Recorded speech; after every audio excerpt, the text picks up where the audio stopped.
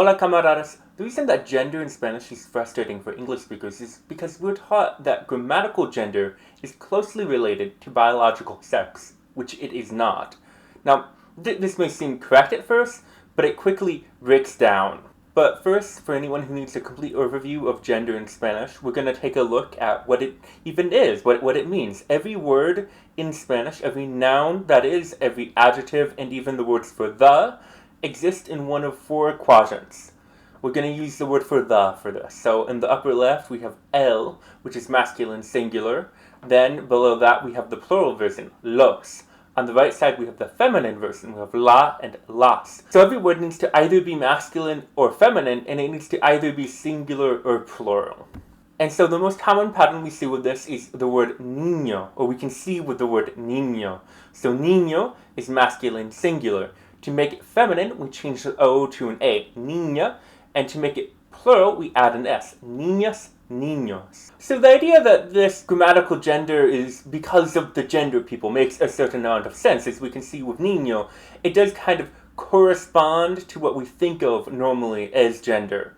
We use la, generally speaking, for feminine words, and words that represent women are often feminine. We say la niña, and we say el niño for boys. But we can see this really does break down really quickly with the word person, persona. I would say, soy una buena persona. I am a good person. And I say una buena persona with an A, the feminine version, even though I'm a man. Because in this sentence, I'm not talking about myself as a man. I'm talking about myself as a person. And the word person is feminine, regardless of my gender as an individual. My gender as an individual is not relevant. It's just about grammatical gender, completely separate from my own. And this becomes even more apparent when we look at it historically. In Latin, there were actually three categories, masculine, feminine, and neuter. And so what happened was, we have, in Spanish, a word like lobo, which is a masculine word, comes from a masculine word in Latin, lopus, but actually it comes from the accusative form of that word, lopum. So it has that um ending. Ero is another word in Spanish that's masculine. It comes from the neuter word, which had the neuter ending, it was ferum. And so that ending was just the normal neuter ending. For a variety of reasons, because of the similarity in a few phonetic changes, the masculine and the neuter words were smushed together, became one category out of two. And you see this all the time, where a change in pronunciation causes a grammatical distinction that used to be made to no longer be understood. But this fact clears up two things. One, why masculine nouns are more common than feminine nouns. Because masculine words used to be two categories, masculine and neuter. It's simply larger than all of the group of feminine words. The other thing it clears up is why a bunch of words that end in A are actually masculine, even if you would think they are feminine. Particularly words that end in MA, words like poema, sistema, programa, clima. So these words come from Greek, and the MA ending in Greek was a neuter ending. And so that meant that in Greek, these were considered neuter words, and in Latin, they were also considered neuter words. And so when we lost that distinction between masculine and neuter, even though the neuter words, these neuter words didn't change their ending, how they were perceived still did change, and they became masculine words. However, if it's a Latin origin word like gamma or arma, it will still be feminine. Generally, these words will feel a little more common, and Greek words will feel maybe a little more academic or sophisticated. Now that we're talking about arma, the word for weapon, there is something that's important to note. Even though it is feminine, we still say el with it. We say el arma, and this is for pronunciation reasons only. It's to avoid something called cacophony. This is similar to in English how we would say an elephant and not a elephant. It just sounds ugly to say a elephant, and it would also sound kind of ugly to say la arma. So we say el arma, el agua, el hacha, el águila. And this is only if the A in the first word, the first A in the word, is a stressed A. So you have to know the rules of accentuation to understand this rule. So if you don't remember the rules of accentuation, you can go back, you can watch the last video in the series about pronunciation and the rules of accentuation and get that narrowed down so you can understand this. But if a word begins with A that isn't accented, you still say la if it's a feminine word. So like la armonía. Because this is just a sound change, if we use an adjective with a word, it will still be a feminine adjective. For instance, we say el agua clara, not el agua claro. Also, we put the adjective before the noun and between the word for the word for the goes back to being la. So we'd say la clara agua or la buena agua. Similarly, if it's plural, we would also go back to las. So we don't say los aguas, we say las aguas. There are a few other words that end in a in Spanish that are masculine. There aren't a ton of them. We have el dia, the day, el mapa, the map, el planeta. It's just a funny Greek word. There's not a good historical reason for that one. And I think these are the most common ones. There are very few feminine words in Spanish that end in O. We have la mano. So this just happened to be a word that had an ending that would, through phonetic changes, become O when it became Spanish. And so it's still a feminine word. It just happens to have the ending we associate with masculine words. The other words are words that are short for another word. So we have la foto from la fotografía, la moto from la motocicleta, we have la radio from la radiotransmisión. So these words end in O, but they're still from words that don't end in O.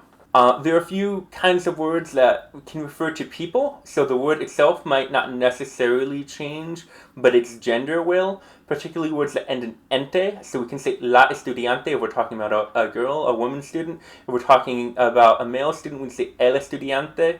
If we're talking about your manager, gerente. If your manager is a woman, it's la gerente. If your manager is a man, it's el gerente. And so the same thing happens with ista. So we have el dentista, la dentista, el artista, la artista. There are also a few words which might be masculine in a related language, but feminine in Spanish. For instance, la nariz is the word for nose, but it's masculine in every other Romance language I know of that I've looked into this. So this is actually because Spanish took a slightly different version of the Latin word that's a really different word, but a related word that happens to be feminine. Sal is feminine in Spanish and Catalan, but masculine in Latin and some other Romance languages. We don't know why it changed. Leche is feminine in Spanish, but used to be a Latin word that could be masculine or feminine, and so it's still masculine, like Portuguese and French. There are also some words that may change their gender depending on the speaker. So, el mar, la mar, calor, azúcar, linde, arte, or sartén. You can use different genders with these words because native speakers do, but they might be a little confused if they aren't familiar with someone who does speak it with the other way, and some of these will be more common than others. And there are also words that can change their meaning based on gender. I think of these words similar to homophones, like in English we have bat. So bat can be like a baseball bat, it can also be like an animal, and so it has two separate genders, which is really helpful for just kind of helping us understand which one we're talking about. So we can say el mañana, which is the near future. It's not a very common word, and la mañana is tomorrow, is the morning actually. La capital is a capital city, but el capital is capital as in the money you need for investment, the capital you need for an investment. La cometa is a kite, el cometa is a comet, la coma is a comma, and el coma is a coma, like a medical coma. La corte is a court, like the Supreme Court, but el corte is a cut, like when you cut yourself. La frente is the forehead, el frente is like the front of a building. La cura is the cure, and el cura is a priest. La orden is an order to do something. El orden is order as in everything is in order. La cólera is anger, and el cólera is cholera, like the disease. It's also important to note that some words may have a more kind of general meaning, but then also a personified meaning, and that personified meaning might change depending on the gender of the person. So for example, the word for guidance is la guía, but it can also be a guide. So if my guide is a woman, I still say la guía, but if my guide is a man, I say el guía. But guidance itself is always feminine. So la guía could either be a female guide or just guidance more generally. There are also a couple other tricks for learning and remembering feminine words. So any word that ends in dad is probably a feminine word, and it probably has an equivalent in English. So like universidad, university. So in English, it ends in a ty. Liberty, libertad. And so if you have like a ty word in English, you can probably replace it with dad, like nacionality, nacionalidad, and it will still make sense. It'll be feminine. It doesn't always work, but the majority of times it does. The same thing happens with the ion, especially the tion words. So we have like the word for nation is nación, or the word for vision is visión. So if you've learned something about Spanish gender, drop me a like. And if you'd like to continue on this journey to practice Spanish together, to learn a bit more, really go into the depth and the history of the language, you should subscribe. And if you want to talk about some books, check out my other videos. And remember, buenas noches, buenos días, buenas papas.